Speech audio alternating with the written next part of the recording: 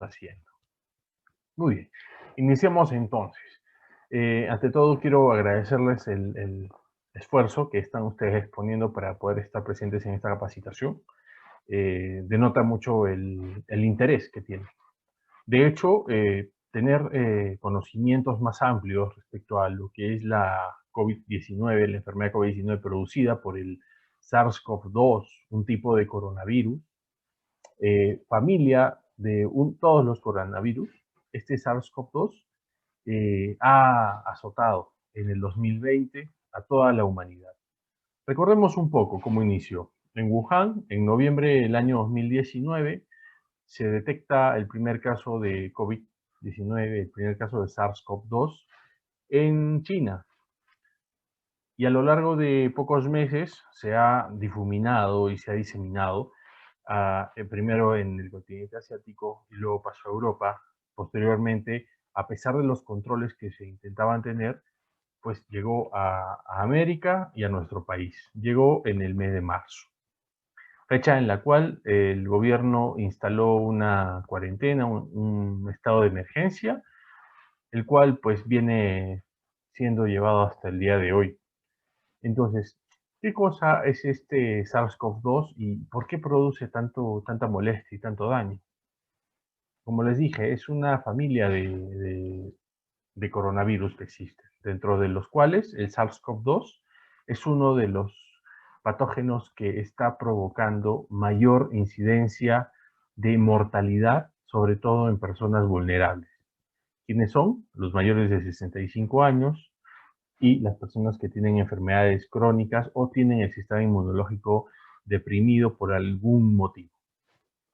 En ese sentido, lo que es importante actualmente es saber que en CEPCO estamos aplicando un plan de prevención y control. ¿Para qué? Para evitar que las personas se enfermen y, sobre todo, para evitar los contagios a las personas que son vulnerables. Todos nosotros en esta sala tenemos alguien, por lo menos, que es una persona vulnerable, ya sea nuestros padres, ya sea algún familiar directo que tenga alguna enfermedad crónica, o probablemente también nuestros hijos pequeños, que en este momento, con la nueva cepa del SARS-CoV-2, se están viendo vulnerables. Entonces, es importante aplicar todos los conocimientos que vamos a refrescar hoy día para el cuidado y prevención, porque la única manera en que podemos combatir a este coronavirus es mediante la prevención. Prevención para no enfermarnos, más no prevención de automedicarnos, porque no existe un medicamento que prevenga realmente y no se ha demostrado un medicamento ni ningún producto que prevenga el contagio por el virus. Todos nos vamos a contagiar en algún momento si es que no tenemos los cuidados que vamos a refrescar en esta capacitación de una hora. Entonces, ¿qué pasa con el coronavirus? Eh, es un virus de alto peso que es altamente contagioso, pero felizmente tiene una tasa de letalidad del 2%. ¿Qué significa? Que de 100 personas que se contagian, 2 pueden morir. Entonces, ¿cómo se contagia? Existe un periodo de incubación, que es el periodo en el cual el virus va creciendo en nuestro organismo, que oscila entre el día 1 y un día y los 12.5 días que se piensa. ¿Qué pasa en estos días? En estos días el virus se replica. Y la replicación significa que va a abarcar a muchas células de nuestro organismo, de tal manera que a través del día 5 o 6 va a ser el pico máximo de contagio o de infección del virus. ¿Sí? ¿Cómo se transmite? Se transmite a través de unas gotitas que se llaman gotitas de Fluger, que nosotros esbozamos a través de nuestra boca o de la nariz cuando hablamos, respiramos o cuando estornudamos o gritamos. Entonces, perdón. Y también es por contacto y fomites. ¿Contacto qué significa? Que si yo toco una superficie, por ejemplo, toco esta superficie que está contaminada porque la tocó una persona que tenía el virus y dejó allí el virus, y pasadas pocas horas o pocos minutos yo la toco y luego mantengo mi mano sin lavar y luego me toco la cara, los ojos, la boca, la nariz o cualquier medio que yo esté manipulando, soy susceptible de contagio. Ese es contacto. Y fómites son secreciones, en general. Secreciones de saliva, de moco, inclusive en orina también se ha detectado que hay la presencia del coronavirus. No se ha podido determinar el grado de contagio, pero sí en la orina también se expulsa el SARS-CoV-2. Entonces es importante conocer esto. Y bueno, finalmente se dice, ¿no?, que el origen de esta enfermedad es de origen zoonótico, es decir, que proviene de los animales, y le echan la culpa pues a los, a los murciélaguitos, ¿no?, que son los que supuestamente nos han traído esta enfermedad. Entonces, ¿cómo es que vamos a tener este mecanismo de contagio, ¿sí?, de transmisión? Por contacto personal cercano con una persona que está infectada, es decir, que tiene el virus, ¿sí? O a través de personas infectadas al toser o estornudar, o como les dije, al tocar objetos y luego llevarnos esta mano que ha tocado estos objetos contaminados, tocarnos la boca, la nariz o los ojos. ¿Y quiénes son los que están en mayor riesgo de enfermar gravemente? Este 2% están incluidos las personas vulnerables, que son los mayores de 65 años y las personas que tienen enfermedades crónicas persistentes. ¿Cuáles son las enfermedades crónicas persistentes? Diabetes, cardiopatías, cáncer o personas que estén recibiendo tratamiento inmunosupresor, es decir, que disminuye el sistema inmunológico y por tanto se hacen más susceptibles las personas de poderse contagiar. ¿Qué pasa en el mundo? Hay una caracterización de casos, ¿sí? Entonces, de 100 personas que se contagian, digamos, hagamos otra fórmula matemática. Digamos que de 2.000 personas que están expuestas al virus, se contagian 100, ¿de acuerdo? De estos 100, 81 van a tener una enfermedad leve y generalmente van a ser las personas que son jóvenes y que tienen un sistema inmunológico bastante bien implementado, es decir, están bien alimentados, no tienen sobrepeso y no tienen enfermedades crónicas. Ellos van a pasar la enfermedad de manera tranquila, probablemente solamente con un resfrío o con un dolor de cabeza o de repente una ligera tos y son síntomas leves, ¿sí? Estamos hablando de los diagnosticados, ¿sí?, de los que tienen ya el COVID, no de los sospechosos, de los que ya tienen la enfermedad como tal. Luego vamos a hablar de lo que es los sospechosos, los contactos directos y los casos probables. Pero estamos hablando en esta diapositiva solamente de los que ya tienen la enfermedad en este momento, ¿sí? Entonces, antes de continuar, quiero permítanme terminar la exposición. Anoten por favor sus preguntas en el chat, que yo las voy a responder con la mayor de, de las facilidades al final de terminar la exposición. Y voy a aperturar los micrófonos para que todos podamos intervenir al final de que hablemos todo, ¿sí? Les agradezco mucho. A los que están levantando la mano, por favor coloquen sus preguntas en el chat para leerlas al final. Bien, entonces, de estas personas que están enfermas, el 14% van a ser una enfermedad severa. ¿Qué significa? Que los síntomas ya no van a ser solamente leves, como una ligera tos o de repente un resfrío, ¿sí? Sino que van a necesitar ayuda médica, control médico, tratamiento y generalmente van a necesitar hospitalización porque van a requerir una evaluación permanente. Entonces, este 14% van a ser una enfermedad severa. Pero de estos 100 que dijimos que estaban infectados, 5 van a necesitar ir a unidad de cuidados intensivos porque van a requerir una ventilación asistida y tratamientos avanzados. Entonces, ojo con esto. Espero que ninguno de nosotros sea parte ni de los severos ni de los críticos. Y obviamente tampoco queremos que ninguno se enferme. Por eso es que vamos a aplicar todas las medidas de protección. Entonces, ¿qué estamos haciendo en la empresa para poder gestionar la salud de los trabajadores? Primero, hemos identificado ya los grupos vulnerables con el apoyo de bienestar social y de el área de seguridad, de tal manera que nos permitan identificar a los que habíamos dicho, las personas vulnerables. ¿Y cuáles son las personas vulnerables? Estas personas, ¿sí? Los mayores de 65 años y las personas que tengan las siguientes condiciones. Hipertensión arterial no controlada. ¿Qué significa? Que soy hipertenso, pero no controlo mi hipertensión con la medicación que tengo, por lo tanto, tengo un factor de riesgo asociado. Alguna enfermedad cardiovascular grave, por ejemplo, que yo haya tenido un infarto en los últimos 6 meses, o que tenga una insuficiencia cardíaca congestiva, o que me haya detectado mi médico una enfermedad cardiovascular grave, algún tipo de cáncer actual y que mi médico indique que tengo el cáncer actualmente. Todos los diabéticos tienen el sistema inmunológico deprimido. Es cierto que si yo soy diabético y tengo mi sistema inmunológico en óptimas condiciones, porque tengo mi glucosa controlada, el diabetes mellitus se considera que es una persona que susceptiblemente puede tener una complicación por los múltiples factores que tiene asociados a su enfermedad. Asimismo, el asma, pero solamente el asma moderado o grave. ¿Por qué? Porque sabemos que el coronavirus ataca directamente a los pulmones. Entonces, si tenemos asma moderado o grave, el hecho de tener la enfermedad nos predispone a poder tener algún problema mucho más severo durante la enfermedad. Finalmente, una enfermedad pulmonar crónica. Por ejemplo, si yo tengo una fibrosis pulmonar crónica de mucho tiempo, debo comunicar que tengo esta enfermedad para que el área médica pueda evaluar la posibilidad de que me consideren como una persona vulnerable.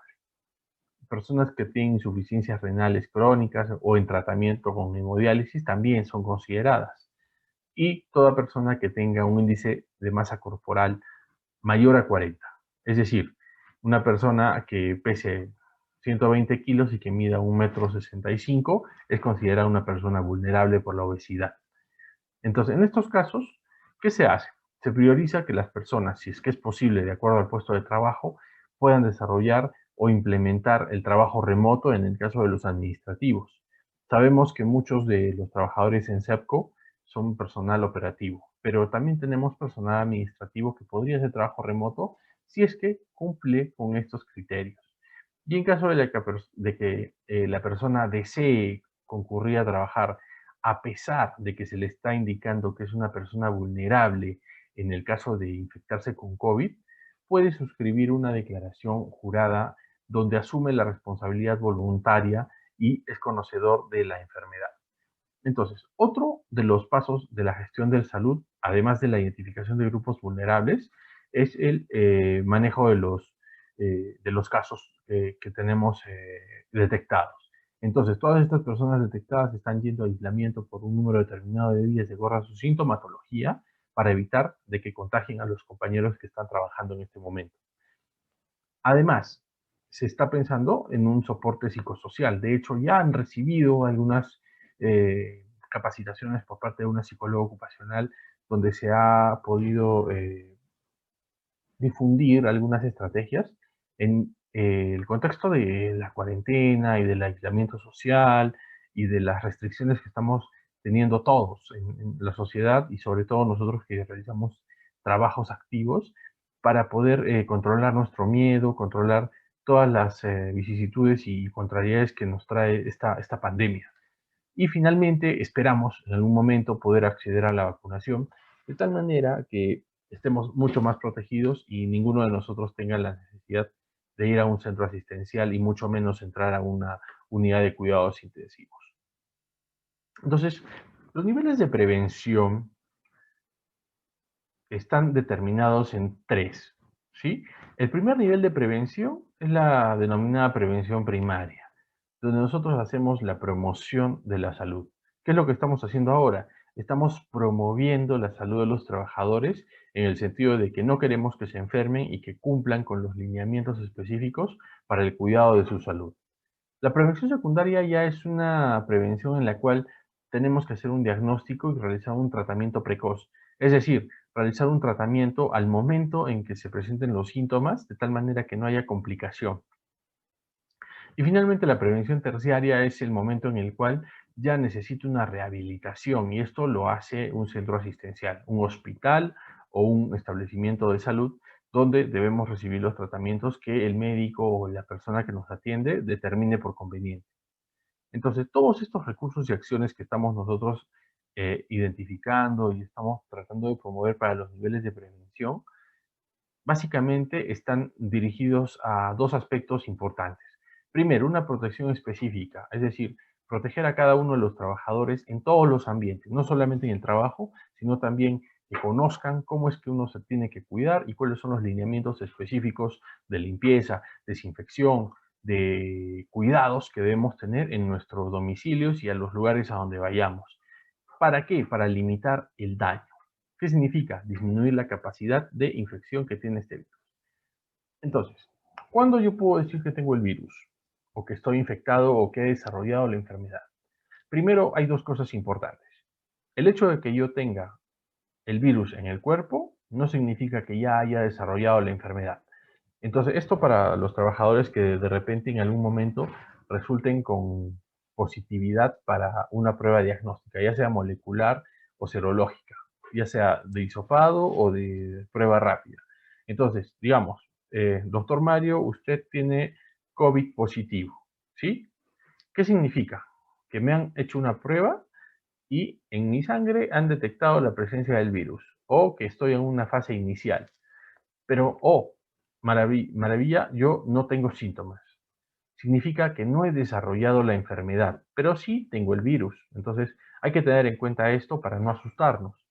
Si me dicen que que tengo el virus, es decir, que tengo COVID, digo, un momento, estoy contagiado con el virus, pero no he desarrollado la enfermedad, por lo tanto no tengo COVID. Estoy infectado con SARS-CoV-2, ¿sí? Es igual que cuando, no sé si sea bueno comparar, pero es cuando comparamos el VIH, ¿no? Entonces, el VIH es un virus.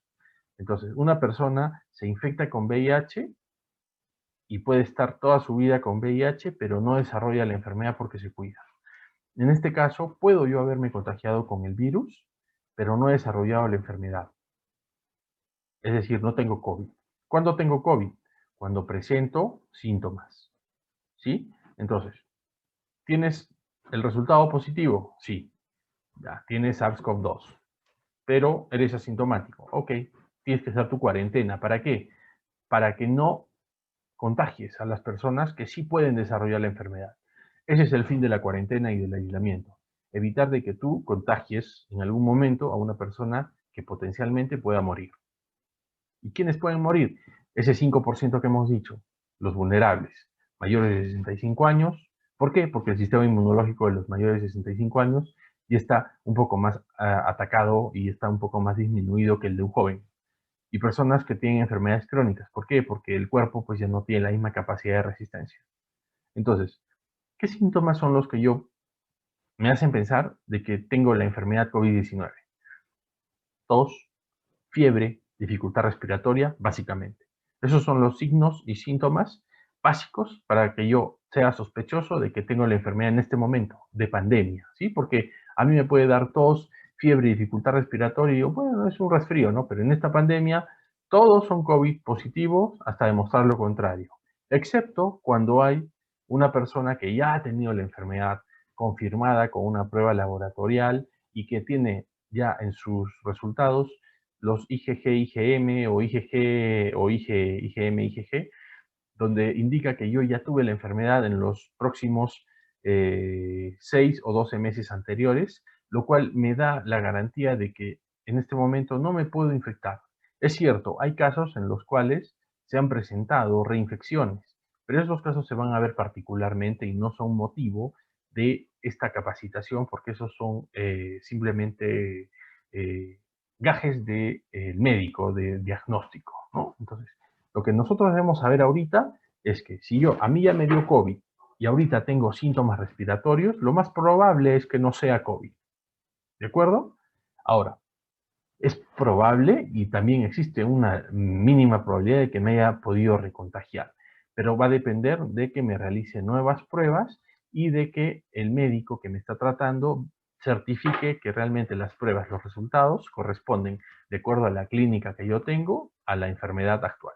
Pero el 99% de personas que han tenido COVID en los próximos 6 o 12 meses anteriores al día de hoy, es muy poco probable que tengan COVID, la enfermedad, o estén contagiados nuevamente por el virus, porque tienen las inmunoglobulinas y eso nos da la garantía.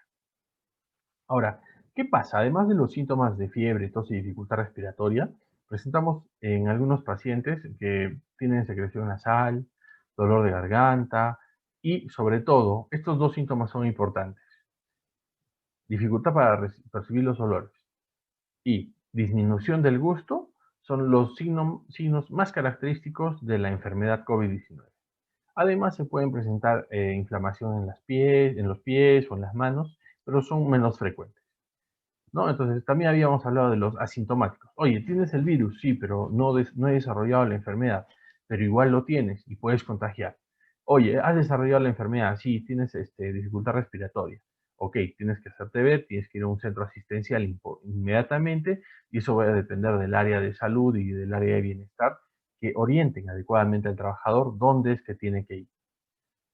Bien, entonces, ¿qué significa latencia? Latencia significa que son los síntomas, o sea, los primeros síntomas que aparecen entre el día 2 y el día 14 después del contagio. O sea, digamos que yo me contagié hoy y esperamos 14 días, que son los de latencia, en los cuales yo puedo contagiar.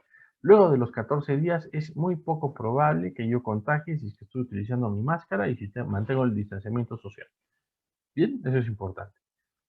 Entonces, ya habíamos hablado de los mecanismos de transmisión, pero acá los volvemos a repetir.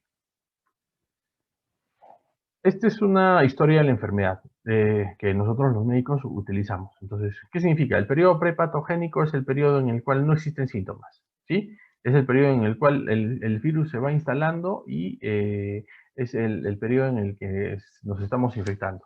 El periodo patogénico es en el cual podemos infectar, seamos sintomáticos o asintomáticos.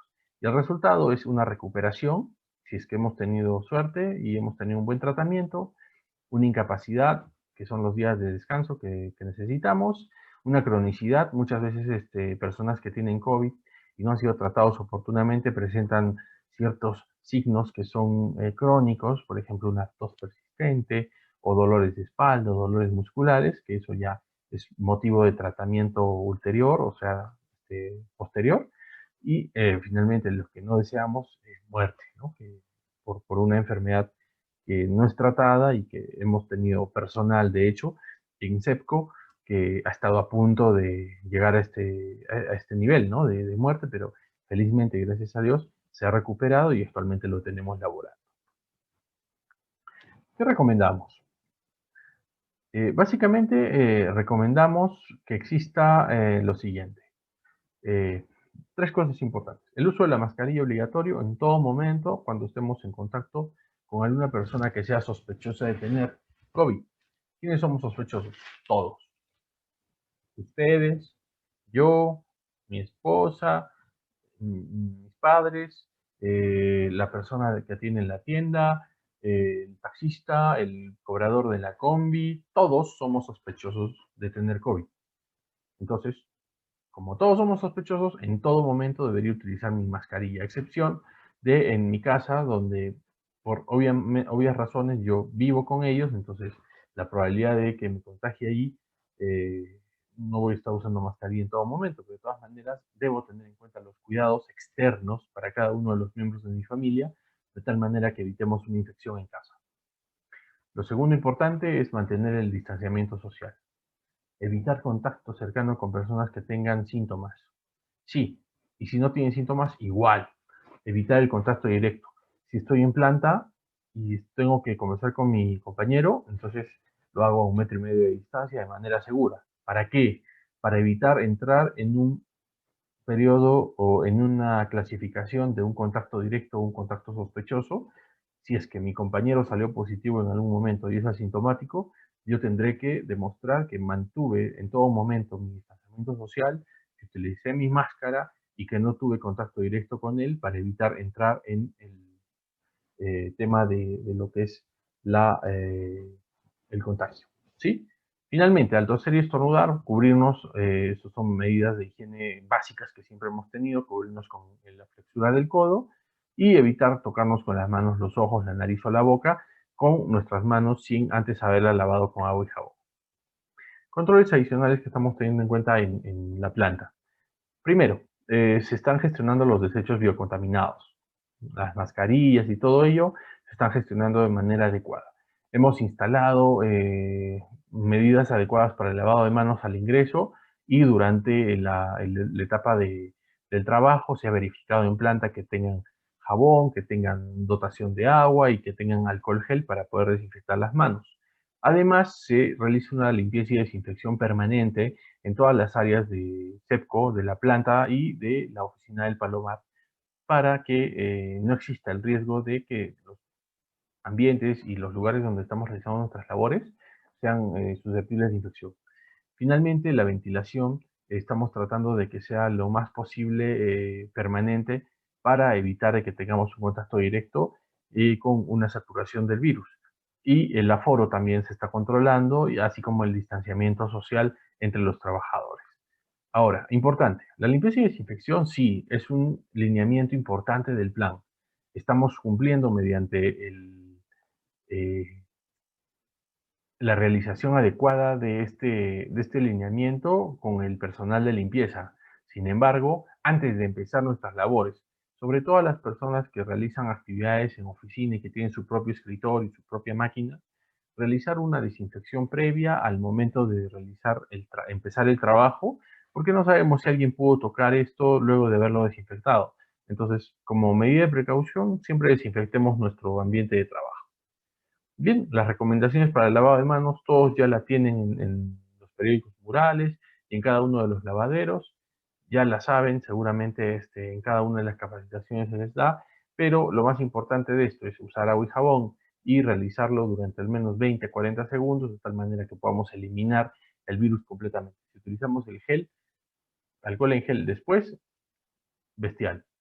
Pero recuerden algo, el alcohol en gel no reemplaza el lavado de manos, nunca. Bien. Lo que les había dicho, la higiene de superficies. Es importante evitar compartir vasos, platos con otras personas porque no sabemos si es que pudieran ser COVID positivo, ¿sí? Así hayan tenido la enfermedad, nos pueden contagiar otras enfermedades. Y es importante que también los paquetes, las cartas, los papeles los tratemos con sumo cuidado y evitemos el contacto directo con nuestros ojos y boca y nariz. Mantener el lugar de trabajo siempre limpio va a ayudar al personal de limpieza que haga una adecuada limpieza y desinfección. Promover una buena higiene respiratoria al momento de... Todos vamos a estornudar en algún momento por alergia o todo, pero tenemos que tener en cuenta estas medidas de educación y de salubridad. Y promover el lavado de manos en todo momento después de haber realizado cualquier actividad y sobre todo antes de alimentarnos y antes de tocarnos la cara. Y esto replíquenlo por favor a sus casas. ¿Cuál es nuestro plan de contingencia? Primero, hemos tenido un aislamiento, ¿sí? Asignar un lugar donde aislar a una persona enferma mientras llegue las autoridades del Ministerio de Salud, si es que tenemos acceso, o hasta el momento en el que ya no tenga síntomas o deje de recibir la medicación que nosotros como área médica le estamos dando. En segundo lugar, hay que identificar a aquellos trabajadores que están dentro de los factores de riesgo que hemos mencionado al inicio para poder evitar de que se enfermen. ¿Sí? Tercero, nuestra área de salud ocupacional eh, promueve evitar el tema de la estigmatización y la discriminación a todo aquel trabajador que presente COVID. Es decir, si un trabajador en un grupo de personas presenta COVID, luego de su reincorporación muchas veces lo ven como peligroso, con miedo, como que tuviera algún tema potencialmente peligroso, pero recuerden que luego de 14 días en que la persona que está infectada va a aislamiento, la probabilidad de contagio es muy, muy, muy pequeña. Siempre y cuando usemos nuestra mascarilla, se reduce a cero. Muy bien. Recomendaciones adicionales. Evitemos viajar por gusto, ¿sí? Evitemos trasladarnos de nuestra zona de trabajo y de nuestro domicilio si es que no hay la necesidad mayor. Y es importante mantener siempre la distancia del distanciamiento social. ¿no? Lamentablemente en fiestas hemos visto que esto se ha vulnerado, ¿no? Entonces cada quien quería viajar y llegar a su ciudad de origen para saludar a su familia por Navidad, y esto ha condicionado que en este momento estemos atravesando por la segunda ola. Y es importante que los mismos cuidados que hemos mantenido en el mes de julio y junio del año pasado, los mantengamos ahora y no bajemos la guardia. Entonces, vamos a hablar un poco de los procedimientos que se vienen llevando en CEPCO para con las personas que resultan contagiadas. Sí, el aislamiento domiciliario es un procedimiento por el cual una persona que tiene un caso sospechoso o es probable o si tiene ya confirmado el diagnóstico de COVID, debe estar en su domicilio y se restringe su desplazamiento. ¿Por cuánto? Por 14 días. ¿Por qué? Porque estos 14 días puede contagiar a alguien externo y potencialmente que esta persona muera. En segundo lugar, una persona que cumpla con cualquiera de los siguientes criterios se considera caso sospechoso. Sospechoso, ¿sí? ¿Quién? Una persona que tiene síntomas, que tenga tos o dolor de garganta y además uno de los síntomas que estamos viendo acá, malestar general, fiebre, cefalea, congestión nasal, diarrea, dificultad para respirar, pérdida del gusto, ageusia, pérdida del olfato, anosmia y congestión nasal, es un caso sospechoso. ¿Por qué sospechoso? Porque todavía no hemos confirmado con una prueba rápida, pero lo consideramos como que tiene COVID positivo, por eso es sospechoso. Y finalmente una persona que tenga fiebre o tos o esté en los primeros días de inicio de los síntomas y requiere una hospitalización por dificultad respiratoria, por ejemplo, es una persona sospechosa. Y es un caso probable. Es una persona que es un caso sospechoso, sí, es decir, que tiene los síntomas, ¿sí? Pero que además tiene contacto epidemiológico, es decir, contacto directo, con un caso probable confirmado o confirmado, ¿sí? ¿Cuál es el probable o confirmado? El que tiene el diagnóstico laboratorial positivo y dice que tiene COVID en este momento. ¿Ya? Entonces, ¿qué pasa con el caso probable? Igual, va a cuarentena 14 días. Otro tipo de caso probable es aquel que tiene síntomas, pero que además con un resultado de imágenes de radiografía de tórax muestra que tiene rasgos sugestivos para COVID. Entonces, también se convierte en una persona con un diagnóstico de COVID probable. Y finalmente una persona con un inicio reciente de pérdida del olfato y pérdida del gusto, consideramos una persona probable. Probable porque no tiene un diagnóstico confirmado por laboratorio. Entonces, acá hablamos del confirmado. ¿Quién es el confirmado? El que tiene una prueba molecular positiva. El que tiene una prueba molecular positiva en los primeros días de síntomas o en los primeros días de contacto. ¿De acuerdo? El segundo es un caso sospechoso probable si se tiene una prueba antigénica positiva, es decir, si el hisopado que le han realizado en la nariz o en la boca resulta positivo, pero en los primeros días de infección. Y el caso sospechoso probable es el que luego de 7 a 10 días de haber tenido contacto directo o sintomatología, presenta una prueba reactiva positiva para IgM o IgG. Entonces, son tres casos. Primero, la molecular positiva dentro de los primeros días de infección.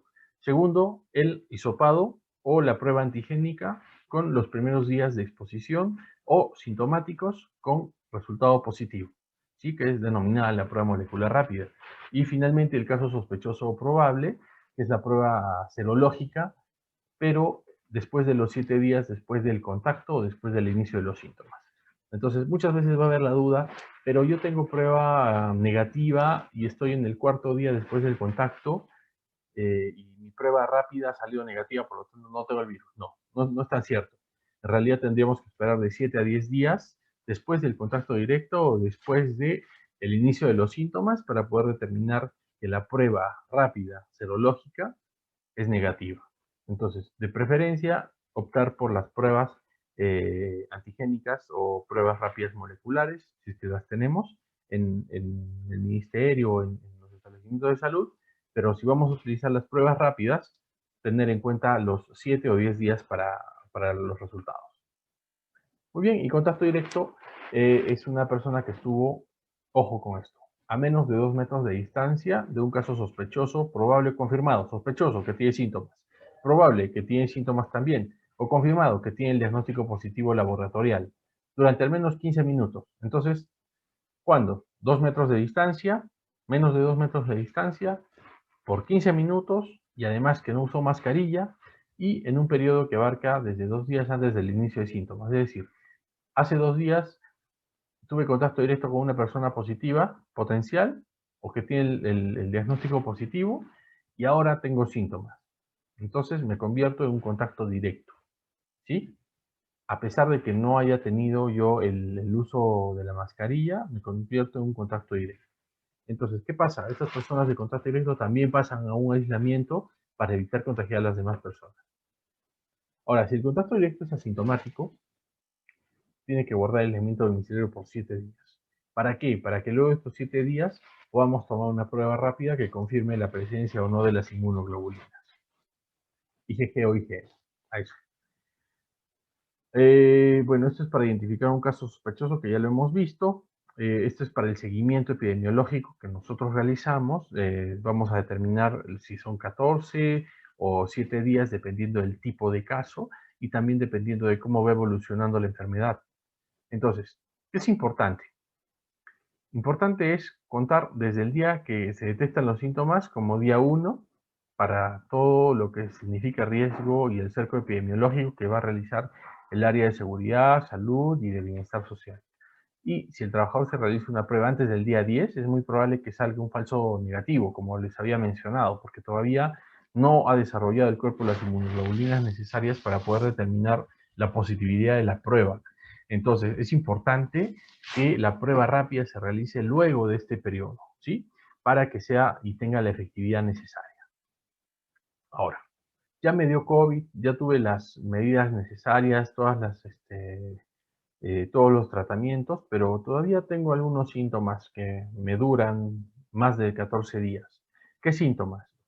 Agitación, un poco de dolor de espalda, me duele un poco el pecho, tengo sensibilidad a los cambios bruscos de temperatura o a bebidas frías, o tengo una tos muy leve y persistente, pero no tengo fiebre y mi saturación está normal, a veces tengo escalofríos. Estos son algunos síntomas que se presentan luego del COVID. ¿Sigo contagiando si tengo estos síntomas? No, pero son secuelas, ¿sí? Son síntomas secuelares. No necesitan descanso médico estas personas. Sin embargo, si los síntomas empezaran a empeorar, pues se evalúa el descanso médico. Tampoco necesitan tratamiento con antibióticos porque son secuelas, ¿sí? No son enfermedades activas. Y lo que necesitan es observación y cuidados paliativos. Por ejemplo, si tengo tos, tendré que tomar un jarabe que me alivie la tos. Si tengo mucho dolor, tendré que tomar un analgésico. Si, si necesito una rehabilitación para fortalecer mi sistema respiratorio, entonces tendré que optar de repente por ejercicios que me permitan fortalecer mis pulmones luego de la enfermedad, ¿no? Entonces es importante eso. Y quería recalcar una cosa. Nosotros estamos brindando a CEPCO la posibilidad de que todos los trabajadores puedan registrar sus datos y su sintomatología de manera permanente todos los días o más veces al día si es necesario en el aplicativo móvil que muy pocos están utilizando. Entonces yo les pido por favor a la línea de mando y a los trabajadores en general que divulguen y que hagan de conocimiento de los trabajadores que es importante conocer los síntomas antes de que el trabajador vaya al centro laboral. Y es importante de que el trabajador antes de ir al centro laboral, si es que presentara síntomas, comunique para que no exponga a sus demás compañeros a que puedan tener la infección o la contaminación susceptible de contagiar a una persona vulnerable. Y cumplan, por favor, con los lineamientos que hemos establecido de cuidado personal, de lavado de manos, de desinfección, de limpieza y sobre todo el uso obligatorio de la mascarilla en todo momento. Utilicen el protector facial o la careta para el traslado en las unidades vehiculares si es que se van a trasladar y todos los lineamientos que estamos nosotros aplicando en planta y en oficina, trasládenlos por favor a su domicilio, de tal manera que todos los miembros de su familia y las personas que vivan en su casa cumplan con estos lineamientos de manera obligatoria, porque va a ser la única manera en que evitemos de que las personas se contagien.